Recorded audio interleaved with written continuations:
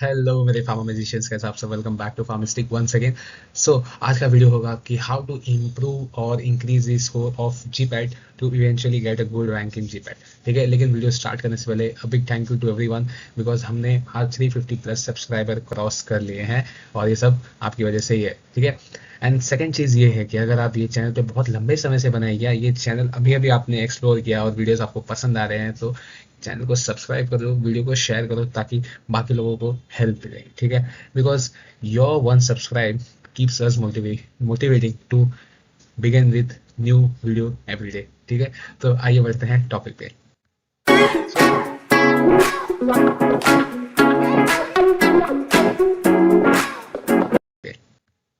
सो सबसे पहले हम ना थोड़ा सा ब्रेक डाउन करेंगे तीन चीज़ें जो एक इंपॉर्टेंट चीज़ है। ठीक है, सो सबसे पहला, अगर आपके नेगेटिव मार्किंग ज़्यादा आ रहे हैं तो उसका एक कारण हो सकता है कि जहाँ जो आप टेस्ट दे रहे हैं वहाँ पर जो आंसर है वही रॉन्ग दिखा रहा है। मे बी आप राइट है बट आंसर ही रॉन्ग दिखा रहा है, तो उसमें आपकी कोई गलती नहीं है। ठीक है, some time it is a system failure. ठीक है, वही चीज़ हो गया कि आपने सही किया था बट कुछ कारण की वजह से वो एक रॉन्ग क्वेश्चन बन गया।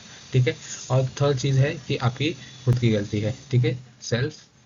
ठीक है, सेल्फ। ठीक है, तो ये तीन चीज़ें हैं, ये तीन चीज़ें को आपको पकड़नी है। ये दो अगर आप कि ये दो रीज़न की वजह से आपका आपको लग रहा है मेरा मार्क्स कम आ रहा है, तो चिंता लेने की ज़रूरत नहीं है। ठीक है, क्योंकि अगर ये चीज़ जीपैट में भी होगा तो आपको उसका इम्प्रूवमेंट मार्क्स मिलने वाला है, so don't worry for that.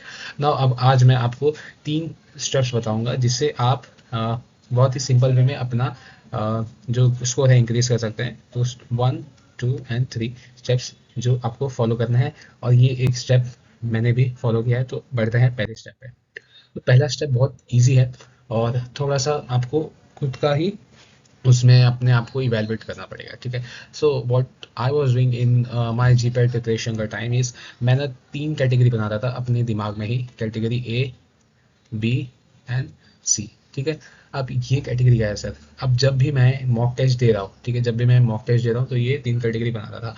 A category stand for those question जिसमें मुझे फुल कॉन्फिडेंस है कि हाँ, इसमें से अगर मैं 30-40 क्वेश्चन कर रहा हूँ तो कम से कम 35 या 36 क्वेश्चन मेरे राइट जाने वाले हैं, फुल कॉन्फिडेंस। बी में मेरा जो है वो 50-50 का चांस है। ठीक है, और सी तो इज़ लाइक तुक्का वाला सीन है, मतलब वहां से मुझे कुछ भी नहीं आ रहा है, तो रुका वाला सीन है। तो ए में अगर आप अपने आप को इवेलुएट करें, ठीक है, लेट्स से अगर मैं अभी एग्जांपल ले रहा हूँ। ठीक है, तो ए कैटेगरी का जो मेरा क्वेश्चन है उसमें से मैंने 40 क्वेश्चन सॉल्व किए।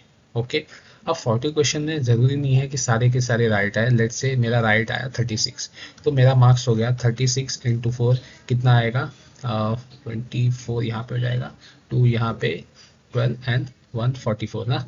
अगर ये गलत होगा तो आप देख लेना। तो 144 मार्क्स आपके यहाँ बन गए। मैंने यहाँ से और 4 मार्क्स कट कर लूँगा, बिकॉज ये इस जो आपने 4 रॉन्ग किए वो माइनस में जाएगा, राइट। तो 140 आपके ए कैटेगरी से बन रहा है। ये नंबर आप इंक्रीज भी कर सकते हैं इवेंचुअली बाय टाइम, मतलब अभी आपके पास लेट्स से 20 दिन है तो आप इसे इंप्रूव कर सकते हैं। तो 40 क्वेश्चन आपने फुल कॉन्फिडेंस में लगाए।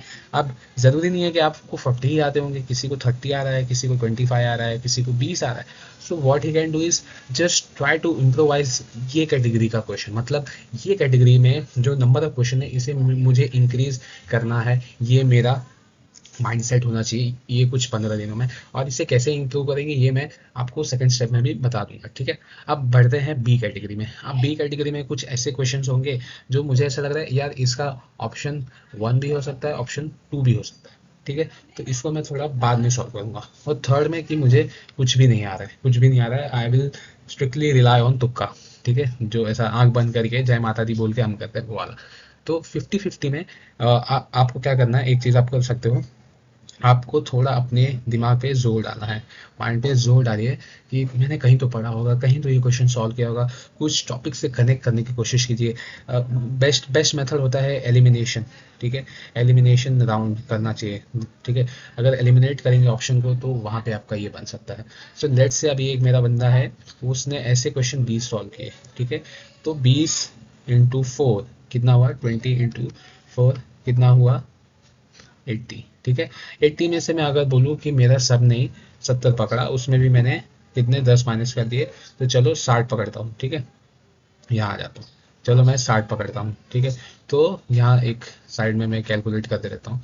तो 140 प्लस 60, 140 प्लस 60 कितना हो गया, 10, ये 200 मार्क्स। ओहो, ऑलमोस्ट क्वालिफाई होने वाला है जनरल कैटेगरी। तो अब ये जो मेरा कैटेगरी सी है तुक्का वाला, तुक्का वाले में मैंने 10 किए, मैक्सिमम मिनिमम से मिनिमम करना है मुझे यहाँ पे। तो भी मैंने 10 पकड़ा, 10 में से मेरे लेट से 5 राइट गए, तो 4 इंटू 20 और 5 माइनस करूँगा 15, तो 215 मार्क्स यहाँ पे मेरे बन गए, ठीक है। कितने, 215 मार्क्स। थोड़ा सा यहाँ पे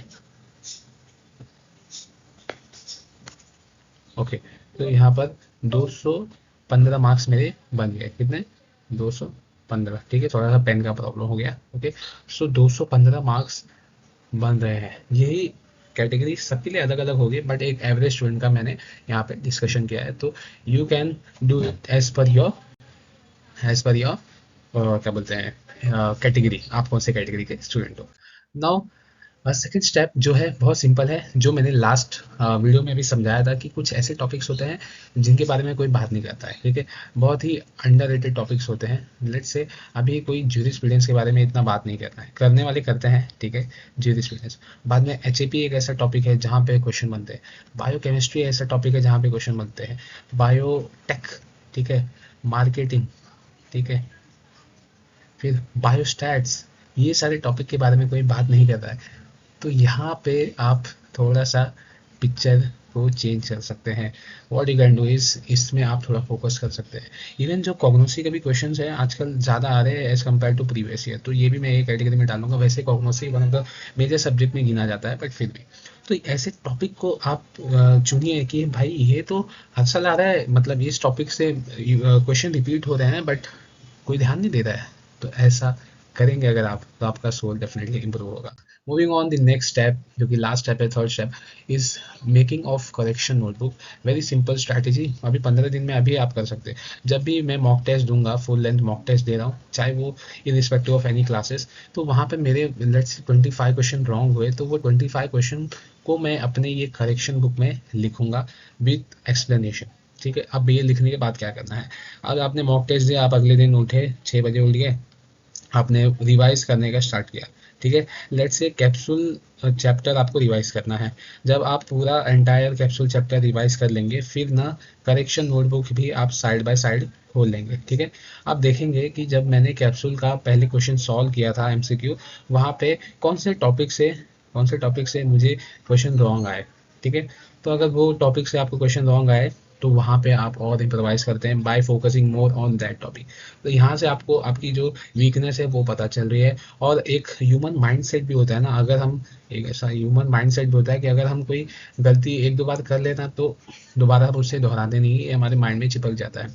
सो try to open your correction book जितना भी आपको समय मिले। मैं तो यही बोलता हूँ, अगर आपको कभी रिवाइज करने का मन नहीं कर रहा है कि बहुत थक गया हूँ मैं, जस्ट करेक्शन बुक ओपन करके रखिए। और जिसने ये, मैंने ये बात ऐसा नहीं कि मैंने नया बताया, पहले भी बता चुका हूँ, और जिसने वो फॉलो किया होगा डेफिनेटली उसको रिजल्ट दिख रहे होंगे, ठीक है।